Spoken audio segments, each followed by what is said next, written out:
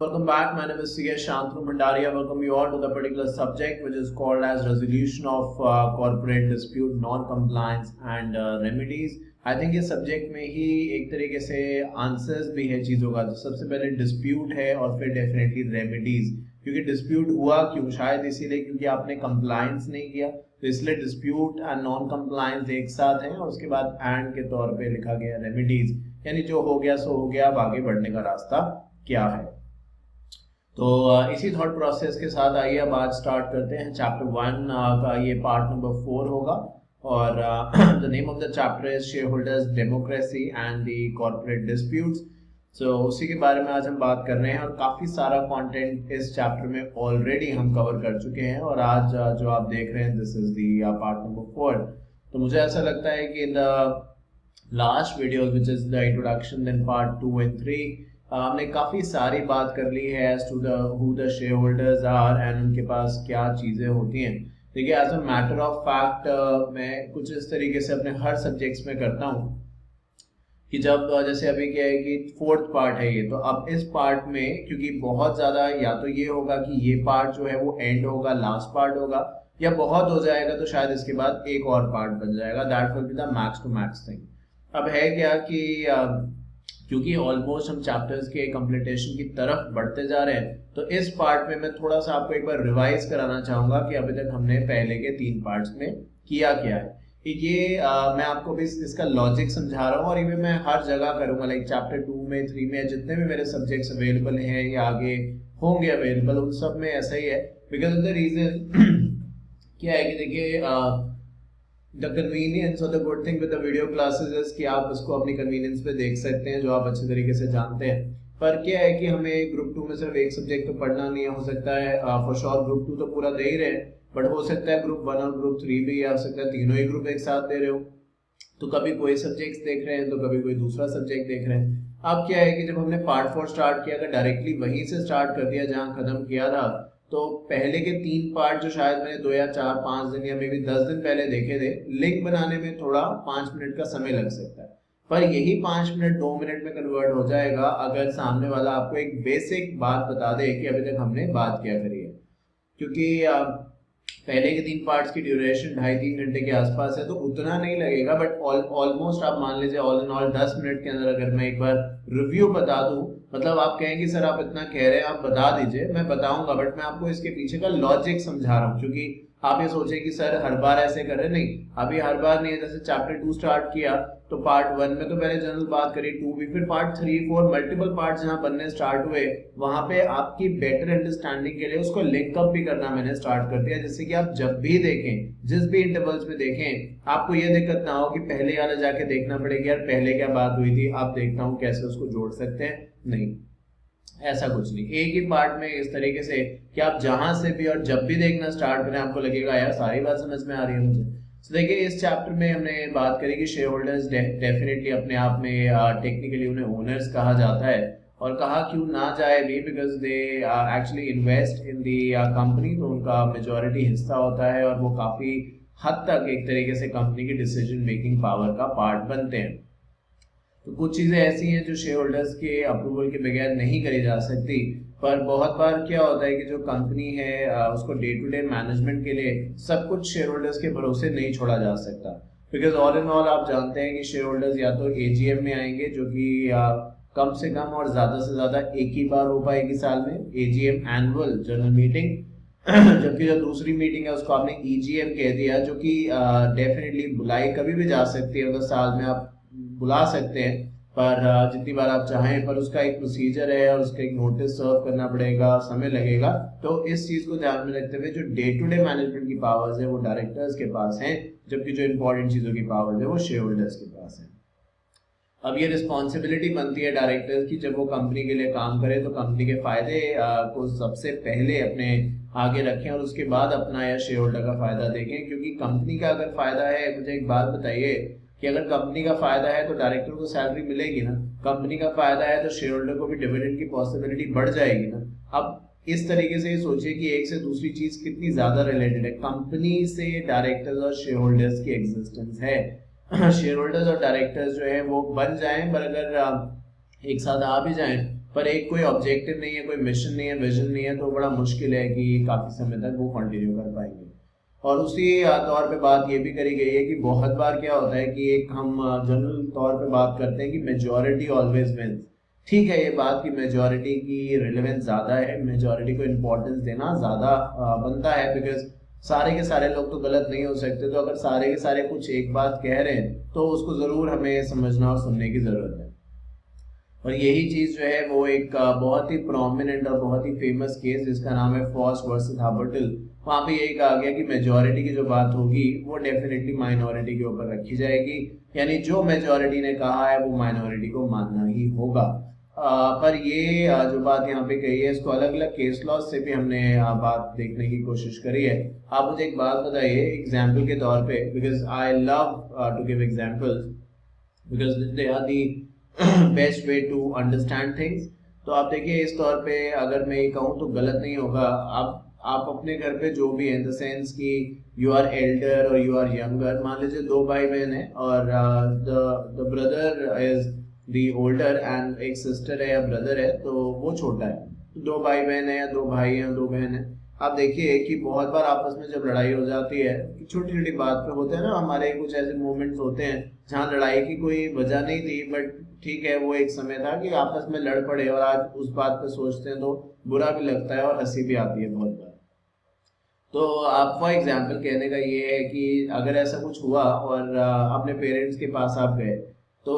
वो हो सकता है एक आध बार आपको सॉर्ट आउट करा दें आपकी लड़ाई, बट बार बार आप करेंगे तो वो कहेंगे भाई अपने आप निपटो या अपने आप देखो, हम अब इसमें नहीं पढ़ना चाहते। क्योंकि उनके लिए तो दोनों ही बच्चे बराबर हैं, वो किसकी साइड लेंगे, एक की लेंगे तो दूसरा नाराज होगा, दूसरे की लेंगे तो पहला जो है वो नाराज हो जाएगा कि भाई मेरी तरफ आप नहीं हो। समझ रहे हो ना मेरी बात? ऐसे ही यहाँ पे भी है। अब कोर्ट तो क्या है, कोर्ट का ये काम है कि वो सभी का फायदा करे, सभी को जस्टिस दे।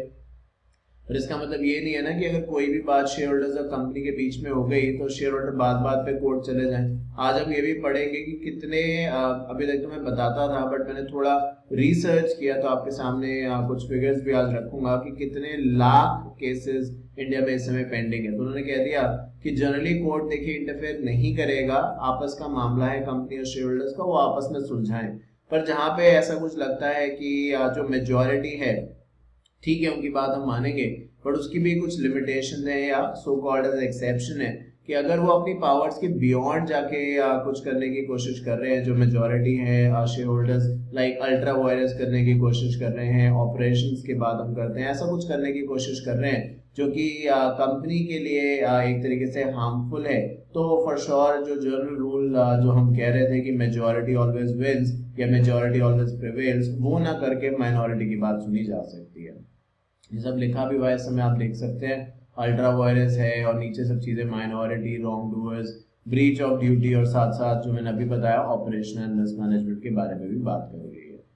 अब जो ऑपरेशन है, सवाल ये उठता है कि ये होता क्या है। तो सिंपल वर्ड्स हमने अलग अलग तौर पे बात करी। हमने ये कह दिया कि ऑपरेशन हर वो चीज है जहाँ पे ऑब्जेक्टिव दूसरे को नुकसान पहुंचाने का हो और वो जनरली पावर को मिसयूज करने के बाद आप कर सकते हैं। और बेसिकली इसके अंदर जो आप चाहते हैं वो ये कि जो भी आप मतलब जो मेजॉरिटी शेयर होल्डर्स हैं वो अपने विल के बेसिस पे, अपनी मर्जी के बेसिस पे कंपनी को रेगुलेट करना चाहते हैं। उनके लिए at that particular point of time उनके लिए अगर कुछ मैटर करता है तो वो यही मैटर करता है कि जो फायदा है वो उनका कैसे सबसे ज्यादा हो सकता है, कंपनी का फायदा, बाकी लोगों का फायदा, इसके बारे में मेजॉरिटी शेयर होल्डर्स या जिन पे ऑपरेशन का इल्जाम लग रहा है वो बिल्कुल भी सोचते नहीं है, जो कि ऑब्वियसली सही नहीं है। तो उसी तौर पे आपने कह दिया कि पहले तो प्रोविजन कंपनीज एक्ट 1956 में इतने ज्यादा स्ट्रिक्ट नहीं थे। अभी तो आप जानते हैं 2013 के इनकॉर्पोरेशन के बाद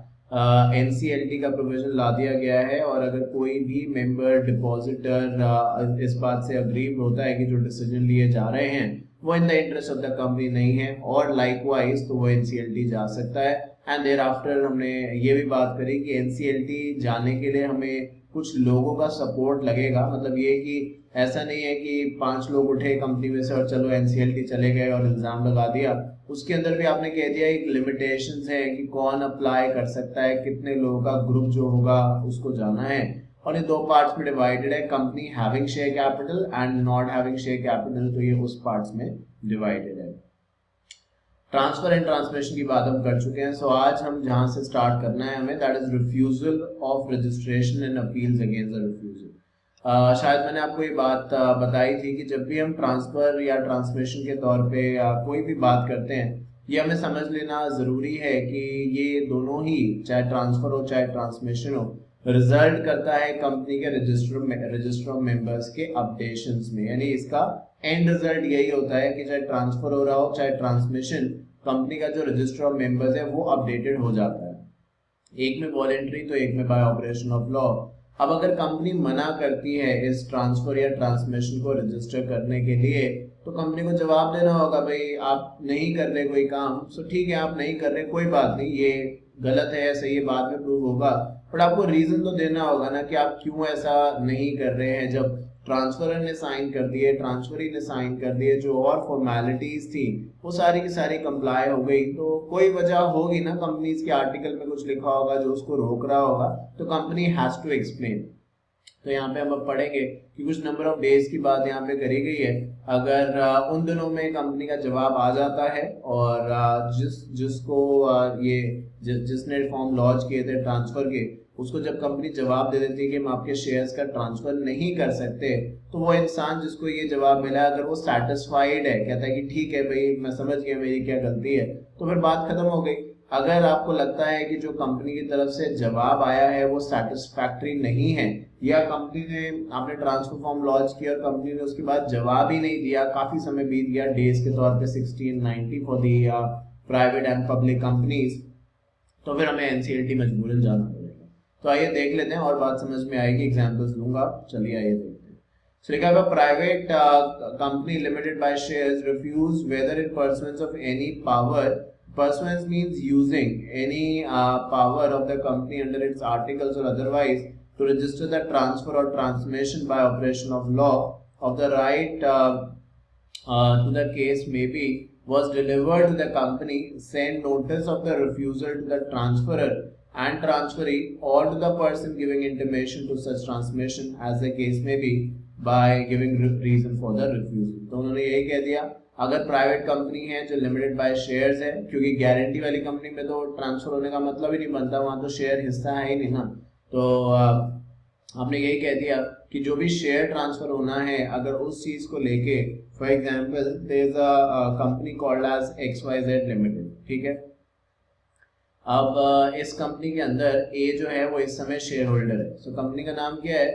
XYZ लिमिटेड। इस समय शेयर होल्डर कौन है, ए है। ए ने जो अपने शेयर्स हैं वो एक तरीके से बी को ट्रांसफर करने का सोचा कि भाई मैं अपने शेयर्स बी को देना चाहता हूँ। जो भी नॉर्मल प्रोसेस था, ट्रांसफर डीड ए ने साइन करी एज एन ट्रांसफरर और बी ने साइन करी एज एन ट्रांसफरी। ट्रांसफरर कौन होता है, जो शेयर ट्रांसफर कर रहा है। ट्रांसफरी कौन होता है, जिसको शेयर ट्रांसफर हो रहे हैं। तो ए ने अपने शेयर्स बी को ट्रांसफर करने की बात करी और अग्री हो गए आपस में दोनों, तो इन्होंने डीड वगैरह पे ए ने अपने साइन कर दिए और बी ने अपने साइन कर दिए और कंपनी के रजिस्टर्ड ऑफिस, कंपनी मतलब XYZ के रजिस्टर्ड ऑफिस में भेज दिया। अब क्या चाहिए था XYZ प्राइवेट लिमिटेड को, अगर प्राइवेट लिमिटेड ये कंपनी है, क्योंकि यहाँ पे देखिए जो अब मैंने हाईलाइट किया है प्राइवेट की बात हो रही है ना, तो इसलिए पीवीटी लिख दिया। तो क्या चाहिए था XYZ प्राइवेट लिमिटेड को कि भाई ए के जो शेयर्स हैं अब सारी फॉर्मेलिटीज पूरी हो गई हैं, तो ठीक है ए चाहता है वो शेयर्स बी के नाम पे हो जाए तो ट्रांसफर कर देने चाहिए। पर XYZ प्राइवेट लिमिटेड किसी अपने आर्टिकल्स का हवाला देते हुए, रेफरेंस देते हुए मना कर रहा है कि आप ट्रांसफर नहीं कर सकते। तो ठीक है, हम ये कहते हैं कि जो XYZ प्राइवेट लिमिटेड है, अगर ये फॉर्म जो है वो ए ने XYZ को भेजे थे तो XYZ ए को जवाब देगा। अगर ये फॉर्म जो थे वो बी ने XYZ को भेजे थे तो XYZ बी को जवाब देगा कि वो ये शेयर्स का ट्रांसफर क्यों नहीं कर सकता। बिकॉज देखिए डिपेंड करेगा ना, अगर जो रीजन लिखा है वो जेन्युइन है, आपके साइन वगैरह रह गए, या मैंने शायद आपसे पहले बात करी थी कि जनरली अगर पार्टली पेड शेयर्स हैं तो वो ट्रांसफर नहीं हो सकते, उसमें आपको एनओसी चाहिए होती है। तो अगर ऐसा कोई रीजन है तो चलिए वो तो जस्टिफाइड है, बट अदर देन दैट कोई रीजन है तो वो फिर हमें समझना पड़ेगा। सेकंड पॉइंट में लिखना था transferee may appeal to the tribunal against the refusal within 30 days from the date of receipt of the notice, और इन केस नो नोटिस। कौन से नोटिस के बारे में बात हो रही है, जो यहाँ पे XYZ ने भेजा है ना, अगर मैं XYZ के कॉन्टेक्स्ट में समझाऊं तो मैं ये कह सकता हूं ए कौन है, ए है ट्रांसफरर जिससे शेयर ट्रांसफर हो रहे हैं, जिसको हो रहे हैं वो है बी और वो है ट्रांसफरी। तो हमने यहाँ पे यही कह दिया कि जो ट्रांसफरी है जो बी है, यहाँ पे जिस भी दिन XYZ बी को चिट्ठी भेजता है उसके 30 दिन के अंदर जो बी है वो कहाँ जा सकता है, वो ट्राइब्यूनल जा सकता है। कहाँ जा सकता है, ट्राइब्यूनल। ट्राइब्यूनल बोले तो कौन सा, NCLT, national company law tribunal. इसे देखिए मैंने सारी की सारी रिक्वायरमेंट सही से फुलफिल करी थी और अभी भी जो ये शेयर ट्रांसफर है ये नहीं कर रहे हैं ये, या फिर मना कर रहे हैं। ये तब की बात है अगर कंपनी ने जवाब दिया है, अगर कंपनी ने लिख के दिया है बी को कि हम नहीं ट्रांसफर करेंगे, तो बी इसी ऑर्डर को चैलेंज कर सकता है। पर कंपनी बहुत बार क्या कर सकती है, जैसे अभी हम पढ़ेंगे नीचे, कि हो सकता है बी ने एप्लीकेशन कंपनी यानी XYZ प्राइवेट लिमिटेड को दी, पर XYZ प्राइवेट लिमिटेड ने एप्लीकेशन पहुंच तो गई, बट XYZ प्राइवेट लिमिटेड ने कोई जवाब नहीं दिया, ना ए को दिया ना बी को दिया। मतलब यही दो टेक्निकली पार्टीज थी, तो इन दोनों में से किसी एक को बताना चाहिए था, पर XYZ ने किसी को कोई जवाब नहीं दिया। तो हम यहाँ पे ये कह रहे हैं इन दैट केस, अगर कोई जवाब कंपनी की तरफ से नहीं आता और ये जो कंपनी है वो प्राइवेट कंपनी है, तो लिखा है case no notice has been sent by the company within a period of 60 days from the date on which instrument of the transfer or intimation of transmission as may be was delivered to the company। तो in that case क्या होगा, अगर यहाँ पे हम ये बात कर रहे हैं कि 60 डेज के अंदर, आपको 30 डेज वाली बात समझ में आई पहले पॉइंट वाली, कि आपने प्राइवेट कंपनी में शेयर ट्रांसफर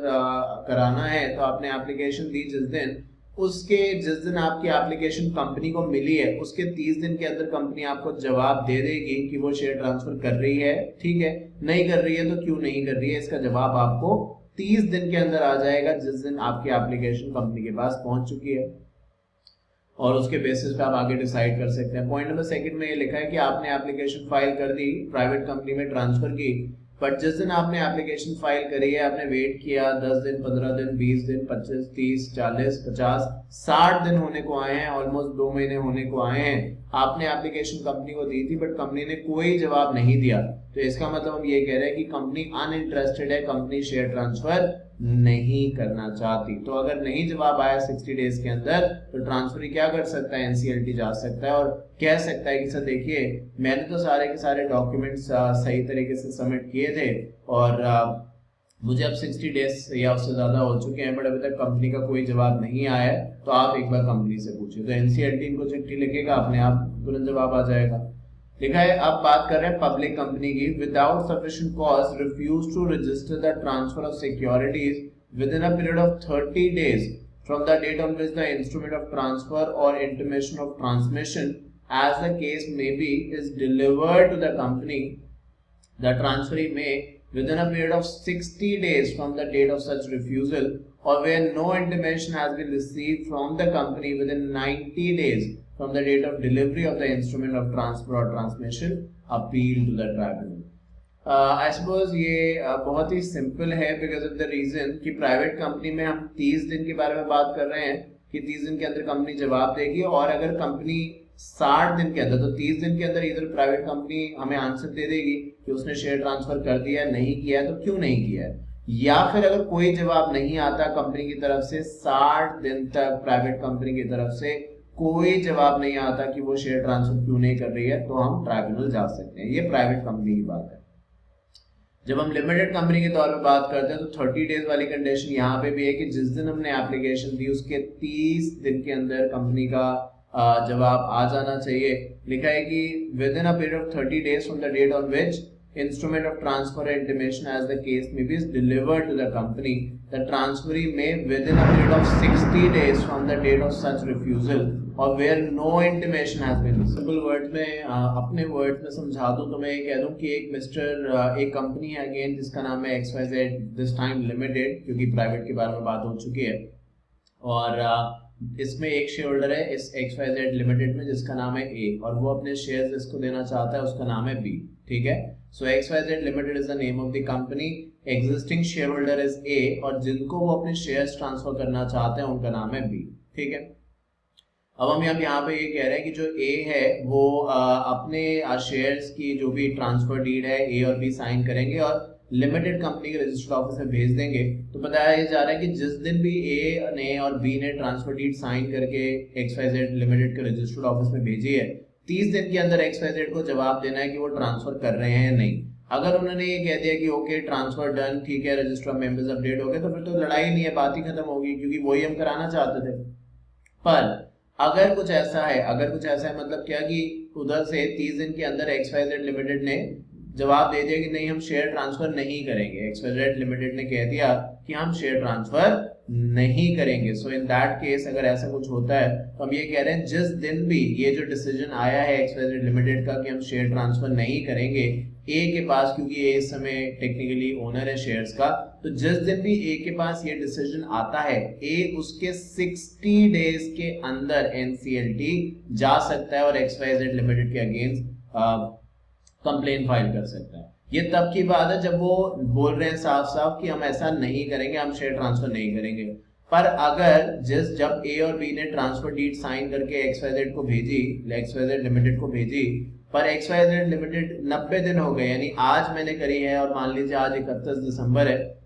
अभी आपने सुना बहुत तेज आवाज आई थी घूम करके टाइप की, बादलों की थी, बहुत खराब मौसम हो रहा है अभी यहाँ पे। But see the beauty of the online class, अब बाहर गर्मी है, ठंड है, बारिश है या और कुछ है, बट मैं आपसे एकदम लाइव तरीके से कनेक्टेड हूँ, आप मुझे सुन पा रहे हैं, समझ पा रहे हैं, मौसम का हाल भी जान पा रहे हैं और क्या चाहिए। तो खैर मैं ये कह रहा था कि 90 डेज की बात यहाँ पे ये है कि ए और बी ने डीड साइन करी और कंपनी के ऑफिस में भेज दी। 31 दिसंबर व्हाटएवर 2010 साल का वो दिन था, 31 दिसंबर 2010। अब कोई जवाब नहीं आया, जनवरी का महीना बीत गया, फरवरी का बीत गया, मार्च भी बीत गया, ऑलमोस्ट 3 महीने खत्म हो गए, तब भी मतलब 90 डेज के ऊपर हो गया, कोई जवाब नहीं आया। तो फिर हम कह रहे हैं कि ए और बी को अब जवाब का इंतजार भी नहीं करना चाहिए। 90 डेज तक अगर कंपनी ने कोई जवाब नहीं दिया तो इसका मतलब यही है कि उनकी इंटेंशन ये नहीं है ट्रांसफर करने की, वो नहीं जवाब दे रहे। But sometime not giving a reply means no, while sometimes not giving a reply means yes, but यहाँ पे यही मतलब है इसका कि अगर 90 दिन के अंदर उन्होंने जवाब नहीं दिया तो इसका मतलब वो इंटरेस्टेड ही नहीं है, आपकी बात को सीरियसली नहीं ले रहे। तो ए और बी से कहा जा रहा है कि आप जाइए कोर्ट जाइए, NCLT जाइए और करिए कंपनी पे मुकदमा, करिए कंपनी पे केस कि कंपनी को अगर नहीं ट्रांसफर करना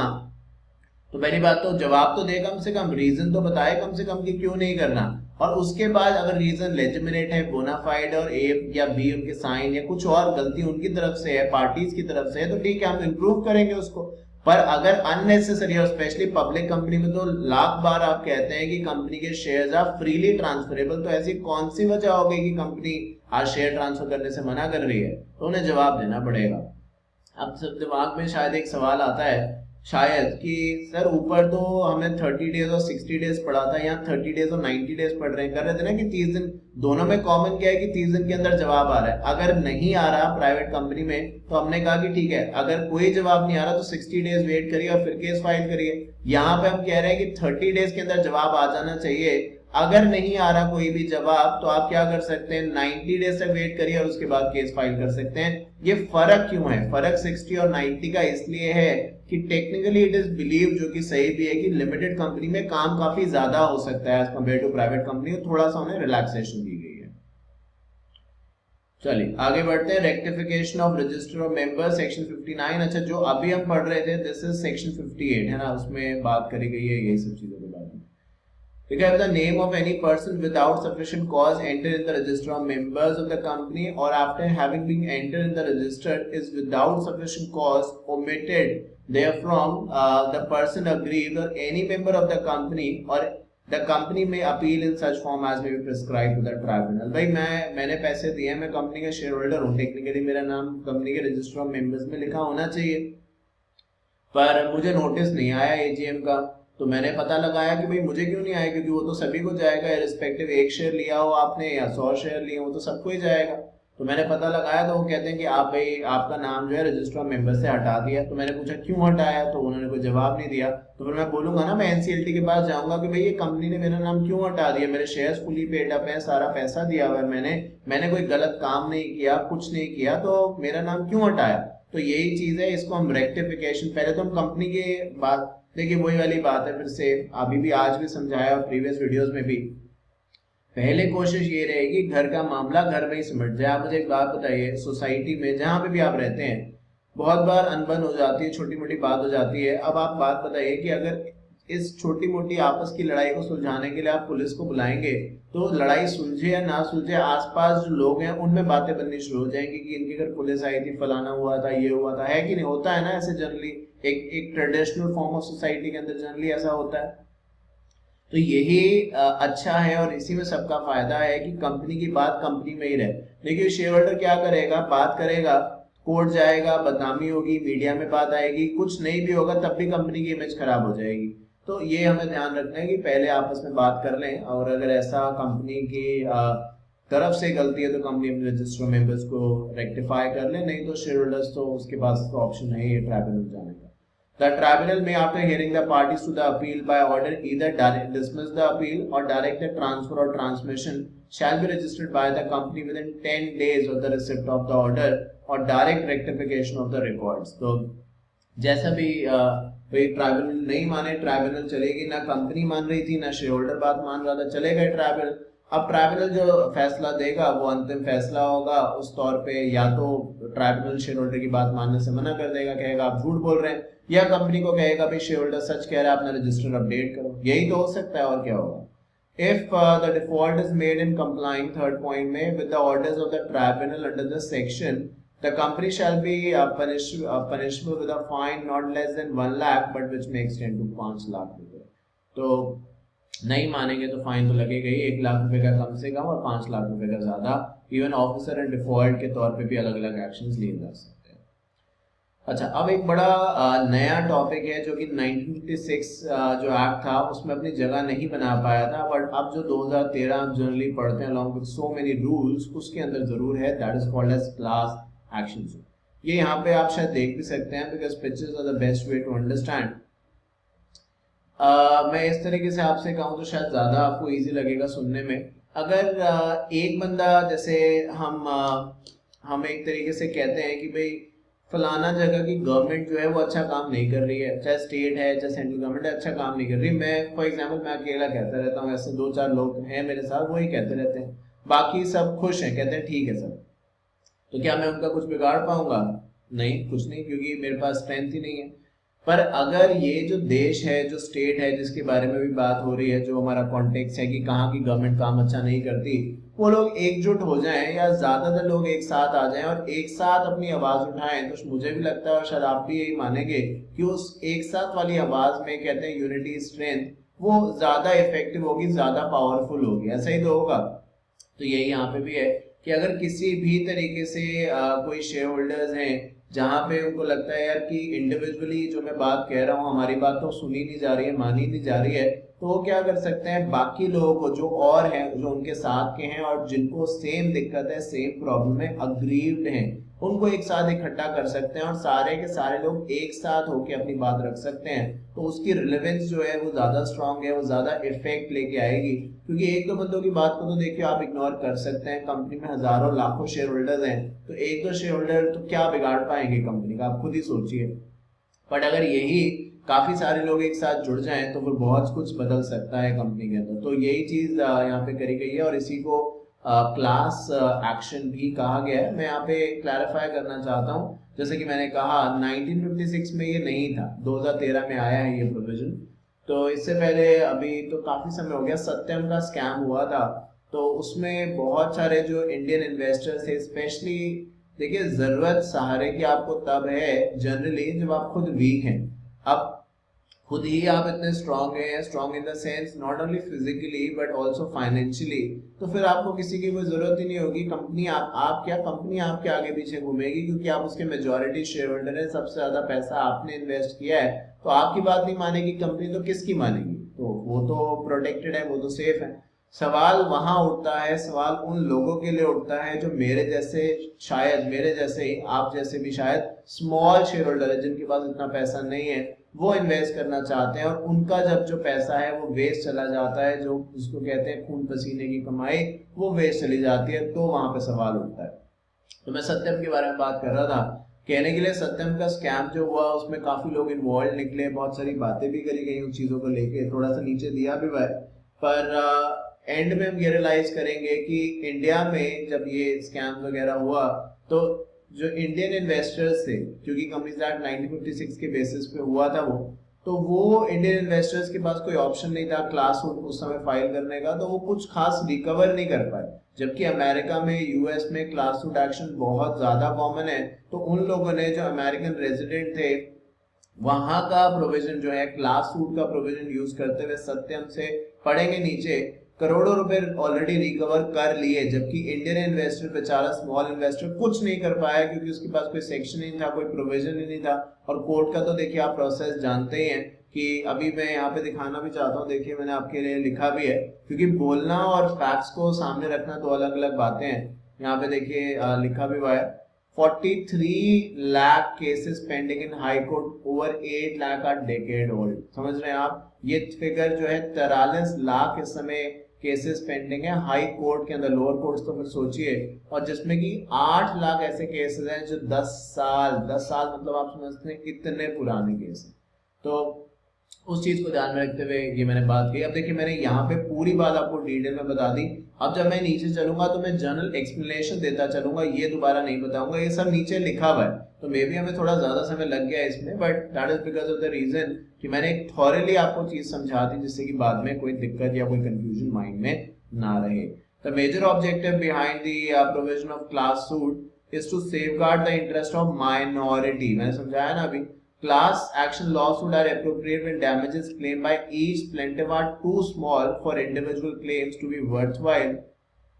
Class action also relieve the court of the burden of hearing hundred and thousand of small claims application। भाई छोटी छोटी एप्लीकेशन, पहली बात तो मेरे हिसाब से हर छोटा इन्वेस्टर इतनी हिम्मत ही नहीं करेगा कि वो कोर्ट जाए, कोर्ट का नाम सुन के ही डरेगा, क्योंकि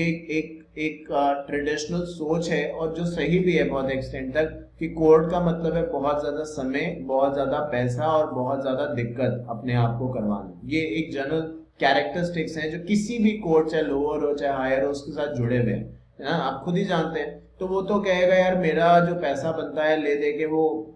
शायद कुछ 50-60 हजार रुपए बनता है, जबकि मैं केस वगैरह फाइल करूंगा तो उतना क्या, मैं बल्कि अपने तौर पे और गवाह बैठूंगा। तो वो फिर हिम्मत ही नहीं करता, कहता है छोड़ो यार रहने दो, नहीं कुछ हो पाएगा, हिम्मत हार जाता है। पर अगर उस जैसे लोग जो हैं, क्योंकि वकील हायर करना पड़ेगा, आप जब किसी केस में लड़ेंगे जनरली तो हायर करना पड़ेगा। अब अगर यही एक बंदे की सिचुएशन है, 50-60 हजार रुपए, वो कह रहा है छोड़ो, ऐसे ही अगर 100-200 लोग एक साथ जुड़ जाएं तो फिर तो वकील आराम से हायर कर सकते हैं, पैसा भी अपना आराम से रिकवर कर सकते हैं, कंपनी पे प्रेशर भी बना सकते हैं, क्योंकि कंपनी एक बंदे की बात इग्नोर करेगी, 100-200 लोगों की थोड़े इग्नोर कर सकती है, बहुत बड़ी बात है ये। तो इसलिए उन्होंने कह दिया। और फिर इसमें इन्वेस्टर का फायदा नहीं, कोर्ट का भी तो है। मान लो कोई आता है कहता है कुछ भी हो जाए मैं तो अब बदला लेके रहूंगा, होता है ना बहुत बार ऐसा। तो उस तौर पे अगर मान भी लेके चलिए सामने वाले के पास पैसे हैं, वो चला भी जाता है कोर्ट, तो कोर्ट की पोजीशन सोचिए कि कहाँ 100-200 लोग एक ही केस फाइल कर सकते थे और कहाँ 100-200 लोग की 100 या 200 अलग अलग ईच, हर बंदा अपनी अपनी एप्लीकेशन फाइल कर रहा है। तो कोर्ट का काम तो वैसे ही इतना ज्यादा है और कितना ज्यादा बढ़ जाएगा, इस तरीके से सोचिए। लिखा है one set of the person representing a larger group approach the court for redressal of the grievance, मतलब दिक्कत, दुख, तकलीफ। The rationale behind such suits are that firstly to protect the interests of the members of the class who are geographically dispersed। Geography मतलब कोई सारे हैं India में, but कोई किसी स्टेट में, कोई किसी स्टेट में, कोई किसी सिटी में। स्टेट भी तो बहुत बड़ी है, स्टेट के अंदर कितनी सारी सिटीज होती हैं। Secondly to reduce the duplication of litigation, जो मैंने आपको बताया कि अलग अलग केस फाइल ना हो के एक ही केस फाइल हो, तो कोर्ट के लिए भी इजी है। Filing of application before tribunal behalf of the members, लिखा है if the member of the opinion that the management or conduct of the affairs are being conducted in a manner harmful to the interest of the company or its members, depositors, file an application before tribunal on behalf of the members for seeking all or any of the following orders। क्या क्या, क्योंकि आप tribunal के पास जाएंगे तो कहेंगे कि sir हम क्लास सूट एक्शन फाइल करना चाहते हैं, क्लास एक्शन सूट फाइल करना चाहते हैं। पर इतने कहने से बात नहीं खत्म होगी ना, एनसीएलटी आपसे पूछेगा कि ठीक है क्लास एक्शन सूट आप करना चाहते हो, बट इसके अंदर आप चाहते क्या हो, एनसीएलटी से क्या चाहते हो, एनसीएलटी आपकी क्या मदद कर सकता है, तो आपको जवाब देना पड़ेगा। उन्होंने कह दिया ये चीजें आप कोर्ट के सामने रख सकते हैं। एनसीएलटी मतलब जब मैं यहाँ पे कोर्ट बोल रहा हूँ तो वो एनसीएलटी है ना, फॉर श्योर वो कोर्ट मतलब कोई सुप्रीम कोर्ट या वैसा कुछ नहीं है। तो आप क्या क्या एनसीएलटी से कह सकते हैं कि sir to restrain the company for committing ultra vires, क्योंकि कंपनी अपने लिमिट्स के बाहर जाके काम कर रही है तो आप उस पर रोक लगा दीजिए। कंपनी कुछ आर्टिकल्स और मेमोरेंडम के प्रोविजन को ब्रीच कर रही है, आर्टिकल्स को नहीं मान रही है, जो प्रोविजन आर्टिकल्स या मेमोरेंडम में नहीं है वो करना चाह रही है कंपनी, तो वो भी गलत है। To declare a resolution altering memorandum and article as void if resolution was pass by suppression, suppression मतलब छुपाया गया है। तो अगर कभी कुछ ऐसा हुआ है तो फॉर श्योर उस तौर पे कार्रवाई करने की बात करी जा रही है, क्योंकि हम जानते हैं कि स्पेशल, मैंने प्रीवियस क्लास में भी बताया था कि फॉर एग्जांपल देखिए नेम चेंज के लिए हमें अगर स्पेशल रेजोल्यूशन चाहिए, आप कहते हैं कि कौन देखने आ रहा है, चलो ऑर्डिनरी से पास करके कर दो, या आप अपने आर्टिकल्स में लिख देते हैं कि जब भी कंपनी का नाम चेंज हो जाएगा या करना होगा तो हम क्या करेंगे, हम ऑर्डिनरी से करा देंगे, जबकि कंपनीज एक्ट कहता है कि स्पेशल रेजोल्यूशन चाहिए। तो मुझे एक बात बताइए, फिर वही सवाल आएगा सामने कि आपका मेमोरेंडम या आर्टिकल बड़ा है या कंपनीज एक्ट के प्रोविजन ज्यादा स्ट्रांग है। सवाल एक ही है और जवाब सभी को पता है कि कंपनीज एक्ट जो है वो प्रिवेल करेगा। और अगर ऐसा आप जानते हैं और मानते हैं तो फिर आपने ये कैसे रेजोल्यूशन पास कर दिया? कंपनीज एक्ट में लिखा था ना स्पेशल, तो फिर आपने ऑर्डिनरी कैसे बना के पास कर दिया उसको? तो ऐसी चीजों के ऊपर ट्राइब्यूनल से कहा जा सकता है कि वो रोक लगाए। To restrain the company from taking action contrary to any resolution passed by the members to seek any other remedy as tribunal think fit. तो बेसिकली ऑल इन ऑल मुझे ऐसा लगता है कि यहाँ पे बात करी जा रही है उन सब चीजों के बारे में जहाँ पे जो कंपनी है वो अपनी पावर्स से ज्यादा या अपनी पावर्स का मिसयूज करने की कोशिश कर रही है, और वो जो ज्यादा या मिसयूज है वो किसी के इंटरेस्ट में नहीं है, एटलीस्ट माइनॉरिटी शेयरहोल्डर्स के तो इंटरेस्ट में बिल्कुल भी नहीं है। Required number of members or depositor to apply, लिखा है the requested number of members shall be as under in case of company having share capital, लिखा है at least 5% of the total number of members, और दूसरी तरफ लिखा है 100 members of the company which ever is less. तो अगर आप ट्राइब्यूनल जाना चाहते हैं और क्लास एक्शन सूट के तौर पे जो यहाँ पे लिखा हुआ है अप्लाई करना चाहते हैं, तो यहाँ पे आपको बताया जा रहा है या तो आपके पास कम से कम 5% लोगों का मेंबर्स का सपोर्ट होना चाहिए या 100 विच एवर इज लेस। अब 5 का मतलब आप क्या मान सकते हैं कि एक कंपनी में अगर 1000 मेंबर्स हैं तो 5% इसका कितना हुआ, सीधा सीधा हो गया 50। ये तो 10 हुआ ना, 50 या 100 विच एवर लिखा है ना 5% और this which ever is less. तो कम से कम अगर 50 है एक तरफ विच इज 1000 मेंबर्स हैं, इसका 5% निकाला हमने इक्वल्स टू 50 और 100 which ever is less, less हुआ 50। तो इस तौर पे आप यहाँ पे एक तरीके से 50 लोगों को लेके जा सकते हैं। इन case of the company not having share capital not less than 1/5, not less than का मतलब सिंपल वर्ड में क्या हो गया, एटलीस्ट कम से कम of the total number of members. The requested numbers of depositors to file an application shall be at least 5% और वही 100 depositor whichever is less. Simple सी बात है, आप इतना समझ लीजिए कि अगर कंपनी के पास शेयर कैपिटल है और कंपनी के पास शेयर कैपिटल नहीं है, अगर कंपनी के पास शेयर कैपिटल है तो 5% ऑफ द टोटल जो मेंबर्स हैं कंपनी के या 100 जो भी इन दोनों में से कम है, और यही चीज एग्जैक्टली यही चीज जो है ये डिपॉजिटर्स के केस में भी अप्लाई हो जाती है। यहाँ पे जो हम बात कर रहे हैं तो कह रहे हैं मेंबर्स, जबकि मेंबर्स की डेफिनेशन में हम नीचे पढ़ेंगे वैसे, बट जनरली वो लोग आते हैं जिन्होंने एमओए पे साइन किया एज एन इनिशियल सब्सक्राइबर्स या जिनका नाम कंपनी के रजिस्टर ऑफ मेंबर्स में दर्ज है, रजिस्टर्ड है। पर डिपॉजिटर्स वो लोग हैं जिन्होंने साइन नहीं किया है सब्सक्राइबर्स के तौर पे, बट कंपनी में पैसा इन्वेस्ट किया है। तो अगर डिपॉजिटर्स और मेंबर्स की बात करें और मेंबर्स भी उस तौर पे जब कंपनी के पास शेयर कैपिटल है तो आपने कह दिया 5% of the total number of members और 100 विच एवर इज लेस। और इन केस ऑफ कंपनी जो कि लिमिटेड बाय गारंटी है यानी जिसके पास शेयर कैपिटल नहीं है, आपने कह दिया एटलीस्ट 1/5 1/5 जो परसेंटेज के लोग हैं वो आने चाहिए एनसीएलटी के पास, तो वो आगे केस बढ़ा सकते हैं। अब मैं यहाँ पे 2 मिनट रोक के आपसे एक बात कहना चाहता हूँ जो बहुत जरूरी है और आप ध्यान से सुने। अब देखिए ये इस पेज के अंदर टेक्निकली मैं अगर बताऊं, इस पेज के अंदर जो कि स्टार्ट होता है फाइलिंग ऑफ एप्लीकेशन से और शुरू होते होते यहाँ पे खत्म हो जाता है, बिकॉज इधर से नेक्स्ट टॉपिक स्टार्ट है। आप देखिए कि इस पेज को अगर समराइज करना है, क्योंकि मेरा ऑब्जेक्टिव सिर्फ पढ़ाना और समझाना और क्लैरिटी ही देना नहीं है, बट आपके रिजल्ट्स भी अच्छे लाने हैं। नहीं तो मेरे पढ़ाए, मैं तो यही मानूंगा कि मेरे पढ़ाए हुई चीजों का कोई आपको, बाकी लोग ये कह सकते हैं यार तुम्हारी मेहनत है, ये है वो है, नहीं, टीचर की सबसे, फैकल्टी की सबसे बड़ी रिस्पॉन्सिबिलिटी है।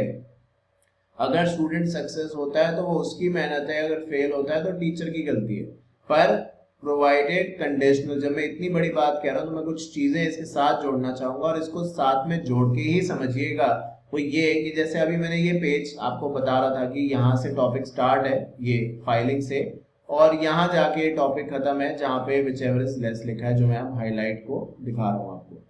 अब अगर मुझे इसको नोट्स बनाना है, जो मैं कहता रहता हूँ लिखते रहो लिखते रहो, अब कई बच्चे कहेंगे अरे यार ये फिर आ गए वो लिखने वाली बात, तो फायदा आपका है, मैं सच बोल रहा हूँ, फायदा आपका है। अब कैसे लिखना है ये भी समझ लो 2 मिनट के लिए। अब जैसे ये है फाइलिंग ऑफ एप्लीकेशन, तो कौन से ग्राउंड है जब हम ट्राइब्यूनल के पास जा सकते हैं क्लास एक्शन के लिए, तो अब क्या है यहाँ पे हाईलाइट कर लो, ultra vires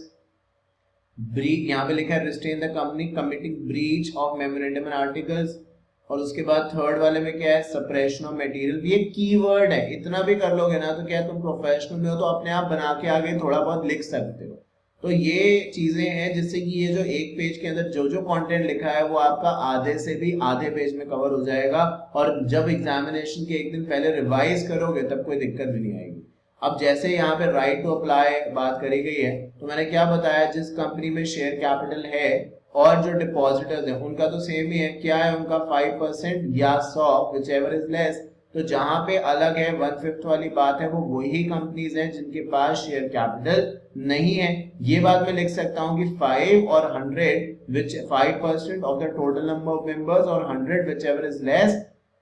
applies both to the company having share capital and depositors। और लिख सकता हूँ 1/5 या 1/5 up of the total number of members applies to the company without share capital। तो मेरा पूरा पेज कंप्लीट हो गया। अभी इसको लिखने में शायद 5-7 मिनट लग सकते हैं, जब पढ़ने बैठोगे रिवाइज करने बैठोगे पूरा पेज पढ़ने में 5 मिनट अगर लगते हैं, फॉर एग्जांपल ये नोट्स जो मैंने बताया लिखने का तरीका, 1 मिनट में पूरा पेज रिवाइज हो जाएगा। कितना समय बचेगा, कितना कॉन्फिडेंस आपको आएगा, इसका आप एहसास नहीं कर सकते अभी। तो इसलिए मेरी रिकमेंडेशन मांगिए, ऐसा करते जाइए, आपके लिए अच्छा रहेगा, आपको इससे काफी फायदा होगा। कहने के बाद जो नेक्स्ट टॉपिक है उसकी तरफ आगे बढ़ते हैं, बिकॉज देखिए छोटी छोटी टिप्स अगर मैं आपको अभी नहीं दूंगा तो मैं कब आपसे बात कर पाऊंगा। और फिर बाद में बहुत बार स्टूडेंट्स कहते हैं कि सर एक अलग से वीडियो, मैं पहले भी कह चुका हूँ कि अलग से सर एक बता दीजिए कैसे करना है। ठीक है, अलग से भी बताऊंगा मैं, अगर समय मिलेगा तो उसके बारे में हम जरूर बात करेंगे, बट जब टॉपिक हमारे सामने है तब तो हम डेफिनेटली देख सकते हैं। Okay, in case of admission of the application, अभी आपने ट्राइब्यूनल के पास गए और वही जो बात करें कि भाई 5%, 100 whichever is low और 1/5 गए ट्राइब्यूनल के पास, तो अब ट्राइब्यूनल ने आपकी बात मान ली, आपकी एप्लीकेशन बात मान ली, मतलब ये नहीं कह दिया कि आप सही हैं, बट कह दिया कि हाँ जो आप एप्लीकेशन लेके आए हैं हम इस पे विचार करेंगे, यानी एक्सेप्ट कर लिया एप्लीकेशन। तो लिखा है अगर ट्राइब्यूनल एक्सेप्ट करता है तो वो क्या करेगा, public notice shall be served on the admission of application to all members और डिपॉजिटर्स और similar application prevalent in any jurisdiction. तो किसी भी पार्ट में किसी भी तरीके से अगर सेम एप्लीकेशन चल रही है तो उसको रोक दिया जाएगा, क्योंकि आप खुद ही सोचिए ना भाई, एक अलग अलग आप एप्लीकेशन अलग अलग जगह पे चला रहे हैं तो रिजल्ट उसका क्या होगा, यही होगा ना। फिर तो अलग अलग कोर्ट का समय एक ही चीज को लेके खराब हो रहा है, जबकि वो इस समय को कहीं और यूटिलाइज कर सकते थे और किसी केस को सॉर्ट आउट करने में। अगर ये होता कि कोर्ट्स हैं वो खाली बैठे हैं, तो चलो आप कहते हैं कि खाली बैठे हैं तो चलो इनको कुछ काम दे दो, और उनकी पोजीशन तो ऑलरेडी बहुत ज्यादा ओवरलोडेड है। तो अगर सेम कॉज ऑफ एक्शन जो है जो और लोगों का भी है, तो रादर देन सबका अलग अलग केस चले, एक ही जगह सबको कंबाइन करके चलाया जाएगा। The cost of the expenses connected with the application वो कंपनी को बॉर्न करने पड़ेंगे, बिकॉज कंपनी की वजह से ही ये सब कुछ हो रहा है। अगर डिसीजन ट्राइब्यूनल का आता है, आप नहीं मानते हैं, सो नॉन कंप्लायंस में रेड कार्ड दिखा रहे हैं, फुटबॉल में पता है आपको दिखाते हैं। Any company which fails to comply with an order passed by the tribunal under this section shall be punishable with fine, which shall not be less than 5 lakh but will extend to 25 lakh rupees, and और नहीं है तो कम से कम 5 लाख रुपए का fine, जो कि maximum 25 lakh तक जा सकता है। साथ साथ जो ऑफिसर इन डिफॉल्ट होंगे उनको जेल भी हो सकती है। लिखा गया है जो टर्म है, लिखा गया विच में एक्सटेंड टू 3 years, यानी मैक्सिमम 3 साल तक की। तो 5 लाख का फाइन मिनिमम तौर पे मैक्सिमम 25 लाख तक, और मैक्सिमम जो आपको इन्वेस्टमेंट है वो 3 साल की बताई गई है। ये सिर्फ तब की बात है जब अभी कोई फैसला नहीं आया, डिसीजन नहीं आया, ट्राइब्यूनल ने जो माइनॉरिटी या क्लास एक्शन सूट था उसको एक्सेप्ट किया और कंपनी को कुछ डायरेक्शन दिए कि आप ऐसे ऐसे डॉक्यूमेंट्स जो है वो जो भी ये लोग कंप्लेन कर रहे हैं वो अपने आर्टिकल्स और मेमोरेंडम आप जमा कराइए ट्राइब्यूनल के पास, एनसीएलटी के पास। कंपनी ने बात नहीं मानी, नहीं ट्राइब्यूनल के डायरेक्शंस माने, नहीं ट्राइब्यूनल की बात समझी, अपना चलते रहे कि जो होगा तब देखा जाएगा। तो फिर उन्होंने कहा ठीक है लाओ देखो, लाओ निकालो 5 लाख रुपए कम से कम, 25 लाख रुपए ज्यादा से ज्यादा, और डायरेक्टर्स को जेल भी भेजा जा सकता है। अब मैं कुछ देर पहले आपसे कह रहा था इवोल्यूशन इन इंडिया, जो क्लास एक्शन सूट है हमेशा से नहीं थे। ये मैंने एक चार्ट यहाँ पे काइंड ऑफ इंसर्ट किया है जिसमें बाकी चीजें आप देख सकते हैं, बट जिस वजह से इंसर्ट किया वो ये अलाउ क्लास सूट एक्शन, क्योंकि पहले ये था ही नहीं। ये कंपनीज एक्ट 2013 जो है लिखा है ना कंपनीज एक्ट विल, ये कंपनीज एक्ट 2013 के बारे में बात करी जा रही है कि ये सब चीजें उसके अंदर कुछ एक्स्ट्रा है जो कि 56 के अंदर 1956 के अंदर नहीं थी, और मैंने हाईलाइट भी कर दिया। तो लिखा है companies act 1956 for representing suit by the share holders and other stakeholders leave the stakeholders high and dry in case of fraud, misappropriation etcetera. This was specially felt, जो मैंने अभी बताया, at the time of Satyam, where small investors were left to see their money go down the drain, where American depositors of Satyam were able to receive $125 million in settlement as a result of strong class action framework in US. So देखिए जो मैंने कुछ देर पहले भी कहा कि जब corporate scams होते हैं, एक तो ये दिक्कत कहना चाहिए हमें या नहीं, मैं इसके बारे में कमेंट नहीं कर सकता, बट जरूर आपके सामने एक क्वेश्चन छोड़ के जाऊंगा इस टॉपिक से रिलेटेड, भले एग्जामिनेशन पर्सपेक्टिव में नहीं बट इन जनरल, कि क्या स्कैम होने के बाद ही हमें लॉ बनाना चाहिए? क्या हम स्कैम से पहले नहीं सोच सकते कि क्या क्या चीजें हो सकती हैं या क्या क्या चीजें हो सकती है इन चीजों को लेके, और हमें पहले ही अपना फ्रेमवर्क जो है वो अपग्रेड करना चाहिए? ठीक है, ये बात बिल्कुल सही है। आप कहें कि सर हो सकता है आप किसी गवर्नमेंट को सपोर्ट करते हो तो आप कहेंगे सर ऑलरेडी गवर्नमेंट ने इतने लॉज बनाए हैं, चीजों को इतना इजी कर दिया, मैं उसके लिए मना नहीं कर रहा हूँ। मैं ये कह रहा हूँ कि अब अल्टीमेटली आप यहाँ पे ही देखिए, जो मैंने लाइनें पढ़ी, अमेरिकन इन्वेस्टर्स ने भी तो रिकवर कर लिया ना पैसा, क्योंकि वहां पे लेजिस्लेटिव फ्रेमवर्क बहुत ज्यादा स्ट्रॉन्ग था, तो सत्यम बच नहीं सका। इंडिया में जो पैसा इन्वेस्टर था स्मॉल यहाँ पे जो इन्वेस्टर्स हैं ये वो है जो स्टॉक मार्केट में पैसा इसलिए इन्वेस्ट करते हैं कि ठीक है मेरे घर में जब शादी होगी या मेरे घर में जो मेरे बच्चे हैं वो फॉरेन एजुकेशन चाहेंगे या मुझे गाड़ी लेनी होगी, मुझे घर लेना होगा, तो मैं ये पैसा निकाल लूंगा। ये इनकी वो वाली नीड है, इनकी सिचुएशन तो आप समझिए। और ये वो कोई नहीं है जिनके करोड़ों रुपए बैंक में पड़े हो, ऐसे लोग नहीं है ये। अब इतना आस या आपने उम्मीद रखी थी जिस पैसे से, वही आपका आज नहीं रहा, तो आप सोचिए फिर आपकी क्या हालत होगी। तो उन्होंने यही बोला यहाँ पे कि अमेरिकन इन्वेस्टर्स ने तो पूरे पैसे रिकवर कर लिए टू द एक्सटेंट पॉसिबल, जबकि इंडियन इन्वेस्टर को कुछ नहीं मिला उसके कंपैरिजन में। क्योंकि क्यों नहीं मिला? क्योंकि इंडिया में कोई फ्रेमवर्क ही नहीं था, और इसीलिए क्लास एक्शन सूट बाद में लाया गया। ये लिखा भी है, class action suits were included as a measure to be available to the members and depositors of the company to approach NCLT or tribunal if the affairs of the company are conducted in a manner harmful to the interests of the company, members, depositors. Impact of the class action suit. Class action suit will allow individuals to hold some of the world's most powerful companies and organizations accountable for their actions. These lawsuits will cover a wide range of issues, including mismanagement of the monies invested within a company, security law related fraud, malfunctioning of the account, restraining company to ultra vires जो ऊपर पढ़ के आए हैं, और in breach of the articles of the company. So in short अगर मैं कहूँ 4 लाइनों का एक समराइजेशन के तौर पे कि कंपनी अपनी पावर से ज्यादा या अपनी पावर्स का मिसयूज करने की कोशिश करेगी तो for sure class action suit एक ऐसा तरीका है, एक ऐसा मेथड है जिससे कि कंपनी को लाइन पे लाया जा सकता है, कंपनी को बताया जा सकता है कि वो भले कितनी भी बड़ी क्यों ना हो, कितना भी एसेट साइज क्यों ना रखती हो, पर अगर शेयर होल्डर एक साथ हो जाए और अपनी आवाज उठाएं तो कंपनी को कहीं से कहीं ला सकते हैं। Clubbing of similar application and bar on further litigation, मैंने कुछ देर पहले ही कहा क्लबिंग यानी एक साथ जोड़ दी जाएंगी जो सिमिलर नेचर की एप्लीकेशन है। खुद ही सोचिए यहाँ पे लड़ाई इस बात की नहीं है कि कौन सा जो इन्वेस्टर है वो दूसरे से कितना बड़ा है। लड़ाई यहाँ ईगो की नहीं है, पता है ना, ईगो एक चीज होती है, उसकी लड़ाई नहीं है यहाँ पे, क्योंकि जब ईगो की बात आती है तो फिर तो बड़ा मुश्किल हो जाता है ये डिटरमाइन कर पाना कि कौन किससे बड़ा, बिकॉज कोई एक्सटेंट हम फिर छोड़ते ही नहीं है। तो यहाँ वो बात नहीं हो रही है, यहाँ पे एक आ जा रहा है कि जो सिमिलर नेचर की एप्लीकेशन है उन्हें एक साथ रखा जाएगा, जिससे कि उनको एक साथ प्रोसेस किया जा सके, जिससे कि फॉर श्योर सभी का फायदा हो। लोगों का जो इन्वेस्टर्स है उनका फायदा इसलिए क्योंकि वो एक साथ रहेंगे, तो जो कॉस्ट आएगी एडवोकेट को हायर करने की या एक तरीके से केस को आगे बढ़ाने की वो कम होगी, क्योंकि बहुत सारे लोग हैं तो प्रेशर भी ज्यादा बना पाएंगे। और अच्छा है कोर्ट्स के लिए भी है, क्योंकि ऊपर हमने बात करी उनको मल्टीपल एप्लीकेशन ना सुन के कुछ ही एप्लीकेशन में या ऐसे कह दीजिए एक एप्लीकेशन के बेसिस पे निपटारा कर दिया जाएगा, और उस एक एप्लीकेशन का रिजल्ट जो है फायदा जो है वो सभी को होगा। लेकिन when the facts are similar in the suit filed in different domains, so facts are similar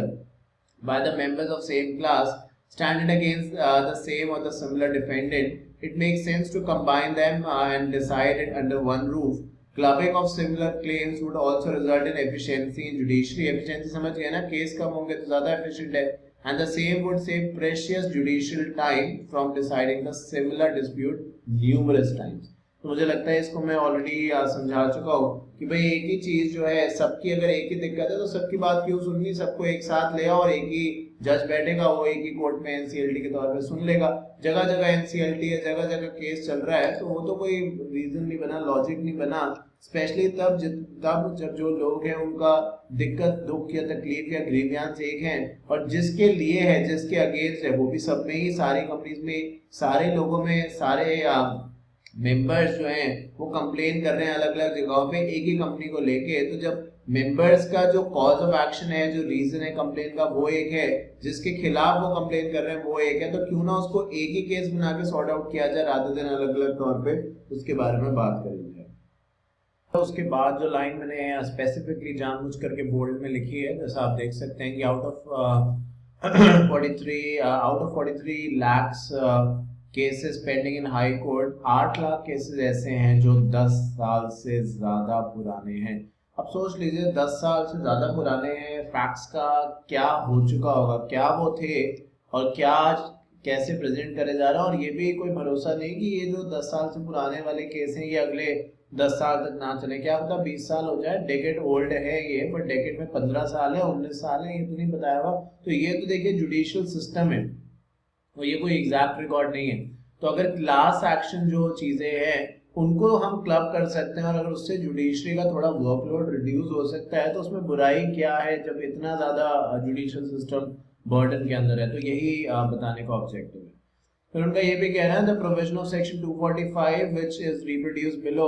all 245 class suits के बारे में बात करता है। All similar application prevalent in any jurisdiction should be consolidated, मतलब जोड़ दी जाएगी, ऐड कर दी जाएगी एक जैसी, तो single application and the class member of depositor should be allowed to choose the lead applicant. अब देखिए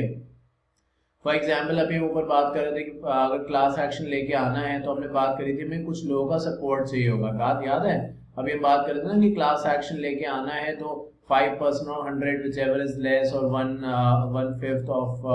those members जहाँ पे लिमिटेड बाय गारंटी का मामला है। तो हम मान के चलता हूँ कि मान लीजिए हमारे पास वही वाली बात की 5% जो यहाँ पे लिखा है और 100 whichever is less, तो 1000 का अगर हमने 5% निकाला तो 50 आया, तो 50 और 100 whichever is less, तो हमने 50 निकाल लिया। अब 50 बंदों का जो ग्रुप है वो कोर्ट के पास चला गया, पर और कोर्ट ने ट्राइब्यूनल ने उस बात को एक्सेप्ट कर लिया कि ठीक है भाई यहाँ पे क्लास रूट एक्शन की कुछ बात है तो हम इसको एप्लीकेशन को सुनेंगे, एनसीएलटी कहता है हम इसके बारे में डिसीजन लेंगे। पहले एप्लीकेशन सुनेंगे किसकी क्या एक तरीके से पोजीशन है, कौन कहाँ पे गलत है, उसके बाद डिसीजन लेंगे। अब इस दौरान ये सवाल उठता है कि ये 50 जो लोग हैं क्या ये हर हेयरिंग में इन 50 के 50 को आना जरूरी है? बिकॉज अगर ऐसा है तो फिर तो बड़ा मुश्किल हो गया, क्योंकि अभी तक तो क्या था कि अपनी अपनी जगह पे थे, कोई दिल्ली में, कोई बॉम्बे में, कोई कलकत्ता में, कोई कहीं और, तो वहां चले जा सकते थे रिस्पेक्टिव एनसीएलटी में। बट अब आपने कंसोलिडेट कर दिया तो दूर दूर से हर बंदा हर दिन कैसे आए, या 2 या 3 महीने में भी सारा काम धंधा अपना छोड़ के कैसे कोर्ट के चक्कर लगाने आए। तो वो ये कहते हैं कि इन दैट केस इस डिफिकल्टी को दूर करते हुए जो 50 एप्लीकेंट हैं, जो हम क्राइटेरिया लेके 50 मतलब कोई रूल नहीं है, बट हमने कहा है कि भाई 1000 का 5% इज 50 और 100 तो उन्होंने लिखा हुआ है सेक्शन में विच एवर इज लेस, तो लेस के बेसिस पे 50 और 100 में अगर कंपैरिजन करेंगे तो 50 लेस हुआ। तो वो ये कहते हैं कि आप ऐसा कर सकते हैं, 50 में से सबको आने की जरूरत नहीं है, आप क्या चूज कर लीजिए, आप चूज कर लीजिए कि आपका लीड एप्लीकेंट कौन होगा, यानी उन 50 में से कोई कुछ बंदे नॉमिनेटेड एक या दो हो सकते हैं कि फर्स्ट प्रेफरेंस ये है, दूसरी ये है, जो कि सबके बिहाफ पे अकेले भी आएंगे तो ये माना जाएगा कि 50 के 50 एप्लीकेंट आए हैं, मतलब फिजिकली आने की सबको जरूरत नहीं है, ये एक ही बंदा आएगा सबके बिहाफ पे सबको रिप्रेजेंट करेगा। कभी कोई ऐसी बात होगी कि कोर्ट 1 to 1 कुछ पूछना चाहता है सब बंदों से तो वो अलग है, पर सबको आने की जरूरत नहीं है, तो वो कहते हैं आप लीड एप्लीकेंट चूज कर सकते हैं। सवाल यहाँ पे ये भी उठता है कि भाई सारे बंदे कह रहे हैं 50 में से 20 बंदे कह रहे हैं हम लीड एप्लीकेंट बनेंगे, अब 20 को तो नहीं बना सकते, एक या दो या तीन शायद बना सकते हैं कि ये नहीं आया तो वो नहीं आया तो ये, बट 20 तो नहीं बन सकते, तो यानी आपस में कोई एक मेजोरिटी नहीं बन पा रही कि कौन लीड एप्लीकेंट बनेगा। तो वो कहते हैं कि जो एनसीएलटी है जब उसके पास ये मैटर जाएगा और आप ये कह देंगे, उन्होंने कहा आप लीड एप्लीकेंट, एनसीएलटी ने कहा कि आप लीड एप्लीकेंट नॉमिनेट करिए, तो जैसे मैंने बताया एक राय नहीं बन पा रही कि कौन होगा लीड एप्लीकेंट, सब कह रहे हैं मुझे बना दो मुझे बना दो वैसा, तो हम ये कह रहे हैं दैट केस हम एनसीएलटी के पास जाएंगे और फिर एनसीएलटी ही चूज कर लेगा कि लीड एप्लीकेंट किसको बनाना है। देखो वही बात है, या तो अपने आप डिसाइड कर लो अपने डिस्प्यूट, नहीं तो कोई बाहर वाला करेगा, और फिर जो बाहर वाला अपने में तो आपस में कर रहे हो तो क्या है, पॉसिबिलिटी है अपनी बातचीत रखने की, हो सकता है सामने वाला बात आपकी मान जाए, बट बाहर वाले से अगर डिस्कस करा रहे हो और उससे उम्मीद कर रहे हो वो सॉर्ट आउट करे, तो फिर तो वो जो डिसीजन लेगा उसके आगे आप कहीं जा, अब एनसीएलटी ने कह दिया कि फलाना बंदा लीड एप्लीकेंट होगा, तो बाकी लोग क्या कर लेंगे, यहाँ पे लड़ने एक दूसरे के अगेंस्ट नहीं आए हैं, लड़ने कंपनी के अगेंस्ट आए हैं, अब आपस में लड़ते रहेंगे कि लीड एप्लीकेंट मैं बनूंगा, ये बनेगा वो बनेगा, तो जो जो हम प्रोसेस के लिए यहाँ पे आए, जैसे कि मैंने कहा वही प्रोविजन जो है, पर्पस जो है वही डिफीट हो जाएगा।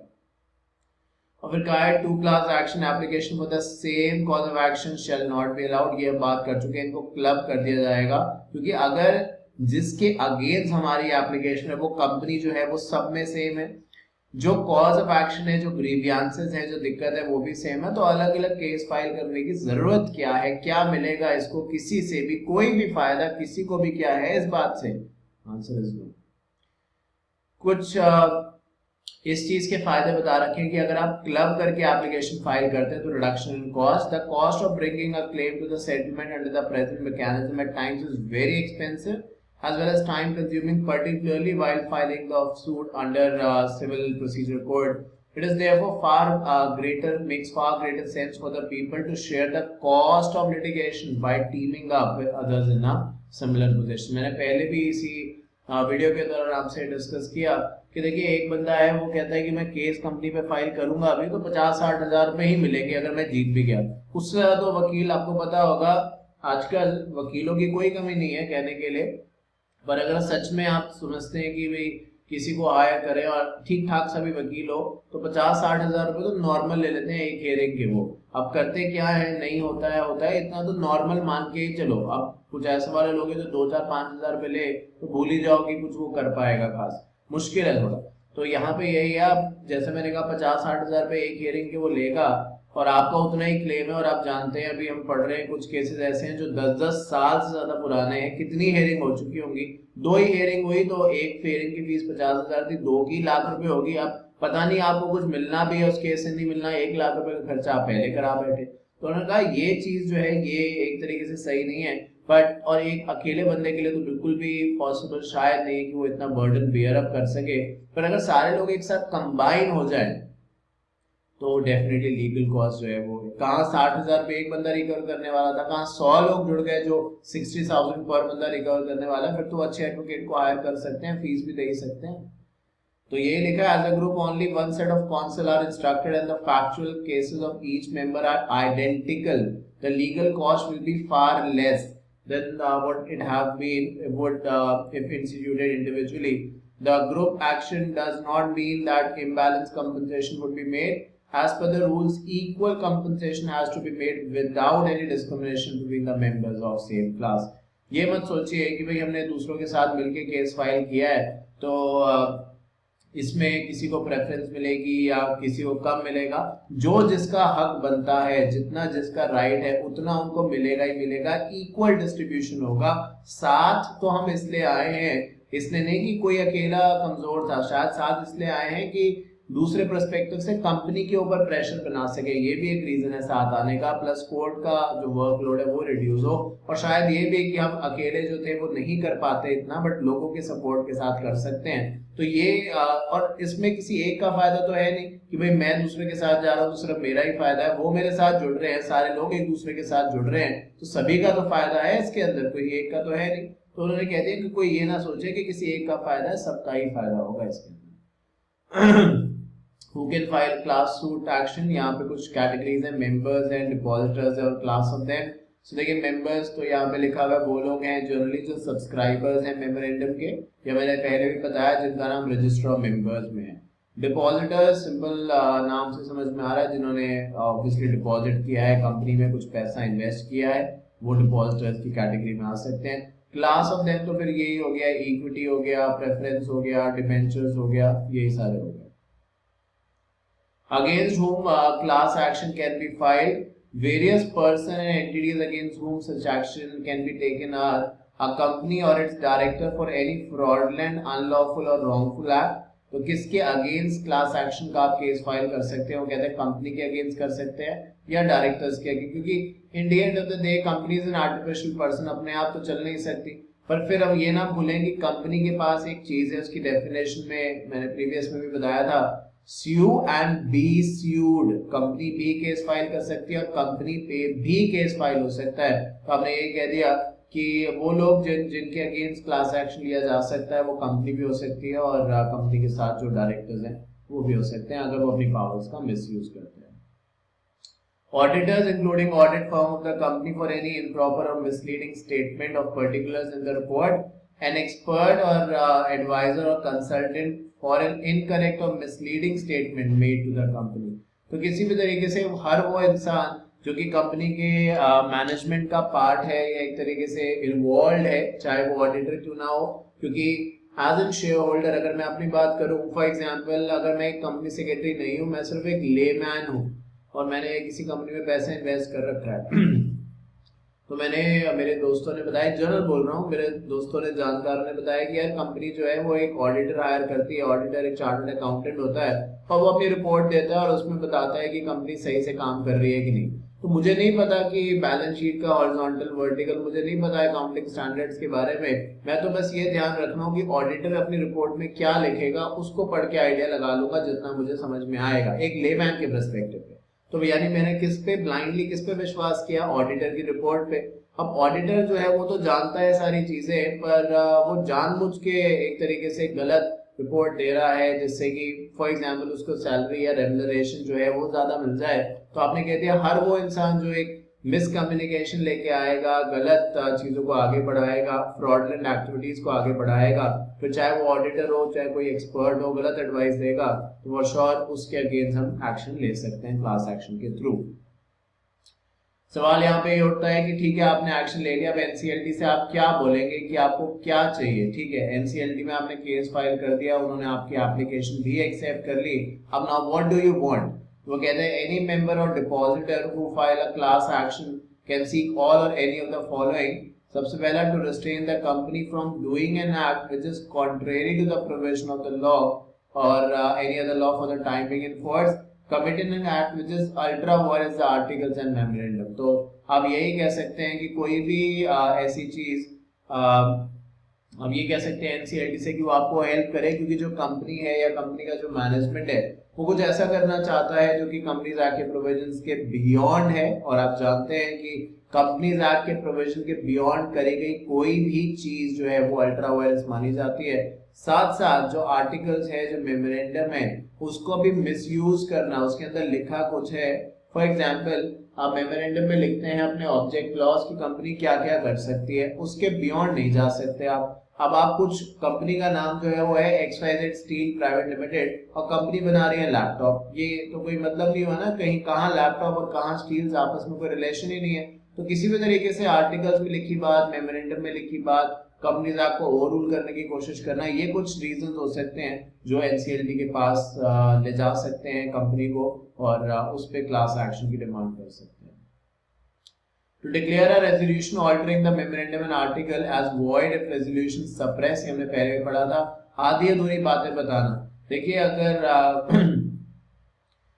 एक तौर पे जनरल तौर पे एक और एग्जांपल देना चाहता हूँ यहाँ पे, वो कहते हैं कि आप ये बताइए कि कंपनी को IPO के तौर पे प्रोस्पेक्टस में बताते हैं कि भाई आप बताइए कि पिछले सालों में रादर कंपनी ने कितना जो था डिविडेंड दिया, ठीक है, कितने मतलब परसेंटेज का डिविडेंड दिया। तो आप इसका जवाब नहीं देते कि हर साल कितना हुआ 2010 में या 5 साल का फॉर एग्जाम्पल बताना है, तो 2010 11 12, तो 2010 एक हुआ, 11 दूसरा साल, 12 फिर 13 14, 5 साल हो गए, ठीक है। अब आपने ये नहीं बताया कि हर साल में कितना डिविडेंड है, क्योंकि हुआ क्या कि जो 2010 का ईयर था, 2011 का ईयर था, 2012 का था, 2013 का था और 2014 का था। इन सालों में पहले 4 सालों में जो डिविडेंड का अमाउंट था वो 0 था, जबकि इस साल में डिविडेंड का जो अमाउंट है वो ऐसे मान लीजिए 5% है, ठीक है, 14 में। आपने क्या किया, प्रोस्पेक्टस में आप ये दिखाते हैं कि 4 साल में आपने कोई डिविडेंड नहीं दिया और 1 साल में डिविडेंड दिया, तो शायद एक अलग पोजीशन होती, पर आपने क्या किया, आपने एवरेज निकाल दिया। आपने कह दिया ऑलमोस्ट हर साल कंपनी 1% का डिविडेंड दे रही है, ये एवरेज के तौर पे सही है, तो मोटी मोटी बात ये है, बट आपको ये भी दिखाना चाहिए था कि पहले के 4 साल 0 है और 1 साल में 5% का डिविडेंड है और इसका एवरेज 1% आता है every year for the 5 years, तब तो ये बात सही थी। तो अगर आप किसी भी तरीके से छुपाने की कोशिश कर रहे हैं, लोगों को कंफ्यूज करने की कोशिश कर रहे हैं कि वो समझ ना पाए या बॉदर ना करें आपसे पूछने का और आप जो चाहते हैं वो आप उनसे ले सकें, तो वो भी गलत है। और लिखा है टू क्लेम डैमेजेस और कंपनसेशन और demand any other suitable action against the company और directors for fraudulent and unlawful act, auditors including firm of the company for any improper or misleading statement, expert or advisor or consultant or any other person for incorrect or misleading statement। तो वही वाली बात कि अगर किसी भी तौर पे कुछ गलत कहा गया है, कुछ गलत कंपनी को सलाह दी गई है, तो उस तौर पे आप एक्शन ले सकते हैं, चाहे फिर वो ऑडिटर हो, चाहे वो कोई इंडिपेंडेंट एक्सपर्ट हो। नहीं पता तो मना कर दो ना कि नहीं पता, अननेसेसरी गलत सलाह देना, कंपनी का पैसा खराब करना, रिसोर्सेज खराब करना, ये तो गलत है। और फिर देखिए एक साफ सी बात है, लॉ में बड़ा सिंपल सा कहते हैं बर्डन ऑफ प्रूफ। आप कोई बात कह देते हैं और उसके बाद आपको लगता है यार ये सही नहीं है, तो आप डिस्क्लेमर दे सकते हैं कि देखो मेरे हिसाब से ये जो मैंने कहा है ये मुझे सही लगता है, मैं 100% श्योर नहीं हूँ, अगर आपको चाहिए तो आप कहीं और से भी इसके बारे में पूछ सकते हैं, क्योंकि मैं 100% श्योर नहीं हूँ। तो in that case you are not liable, because आपने डिस्क्लेमर दे दिया कि मेरी बात पे ही मत विश्वास करो, कहीं और से भी पूछ सकते हो। तो इन सब चीजों के ऊपर यहाँ बात करी गई है। Now with this we finally come to the end of this chapter. This was the chapter number 1. तो उम्मीद करता हूँ आपको सारी बात समझ में आई होगी। हमने काफी एक्सटेंसिवली इस चैप्टर को डिस्कस करने की कोशिश करी और आपको विश्वास दिलाता हूँ आने वाली क्लासेस के अंदर हम और ज्यादा डिटेल में जाएंगे अलग अलग पर्टिकुलर चीजों को लेके, और नोट्स को एक तरीके से जो आपके सामने रखे हैं ये वैसे ही अपने आप में बेस्ट से बेस्ट हैं, बट और थोड़ी सी अगर आप एफर्ट्स करें अपने लिए और लिख लें जैसा मैंने इस वीडियो के बीच में बताया, तो मुझे लगता है आपको बहुत हेल्प मिलने वाली है, एक रिविजन के तौर पे बहुत हेल्प मिलेगी। ये मेरा पर्सनल एक्सपीरियंस है।